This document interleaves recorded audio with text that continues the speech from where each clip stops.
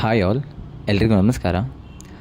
ಇವತ್ತಿನ ವಿಡಿಯೋದಲ್ಲಿ ನಾವು ವರಮಹಾಲಕ್ಷ್ಮಿ ಹಬ್ಬಕ್ಕಿಂತ ಮೊದಲು ಏನು ಮಾಡಬೇಕು ಅಥವಾ ಒಂದು ಸಣ್ಣ ಆಚರಣೆ ಅಥವಾ ಒಂದು ಸಣ್ಣ ಪೂಜೆ ಬಗ್ಗೆ ಇವತ್ತಿನ ದಿನದಲ್ಲಿ ನಾವು ತಿಳ್ಕೊಳ್ಳೋಣ.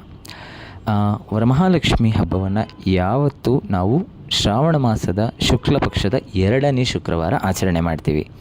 ಆದರೆ ಶ್ರಾವಣ ಮಾಸದ ಮೊದಲ ಶುಕ್ರವಾರವನ್ನು ನಾವು ಸಂಪತ್ ಶುಕ್ರವಾರ ಅಂತ ಹೇಳಿ ಕರಿತೀವಿ.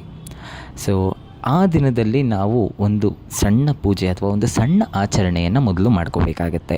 ಅದೇನಪ್ಪ ಅಂತಂತಂದರೆ, ನಿಮ್ಮ ಮನೆಯಲ್ಲಿ ಪೂಜೆ ಮಾಡ್ತೀರಾ, ದಿನನಿತ್ಯ ದೀಪವನ್ನು ಹಚ್ತೀರಾ. ಆ ಸಂಪತ್ ಶುಕ್ರವಾರದ ದಿನ ನೀವು ಪೂಜೆ ಮಾಡೋದ್ರ ಜೊತೆಯಾಗಿ ಒಂದು ಸಣ್ಣ ತಟ್ಟೆಯಲ್ಲಿ ಎಲೆ, ಅಡಿಕೆ, ಬಾಳೆಹಣ್ಣು, ತಾಂಬೂಲ ಇಟ್ಟು ಅದರ ಮೇಲೆ ಒಂದು ದಕ್ಷಿಣೆಯನ್ನು ಇಟ್ಟು ಆ ತಾಂಬೂಲವನ್ನು ಮಹಾಲಕ್ಷ್ಮಿ ಸ್ವರೂಪ ಅಂತಂದ ತಿಳ್ಕೊಂಡು ಅದಕ್ಕೆ ಪೂಜೆ ಮಾಡಿ.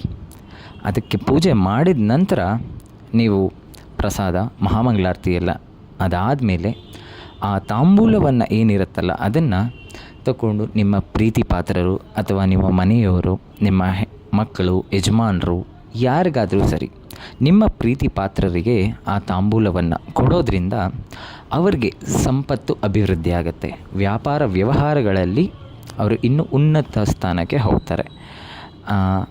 ಹಾಗಾಗಿ ಶ್ರಾವಣ ಮಾಸದ 2ನೇ ಶುಕ್ರವಾರ ವರಮಹಾಲಕ್ಷ್ಮಿ ಹಬ್ಬ ಮಾಡೋದಕ್ಕಿಂತ ಮುಂಚೆ ಈ ಒಂದು ಸಣ್ಣ ಕೆಲಸವನ್ನು ಮಾಡಿ, ಅದ ನಂತರ ವರಮಹಾಲಕ್ಷ್ಮಿ ಹಬ್ಬವನ್ನು ಶುರು ಮಾಡಿ.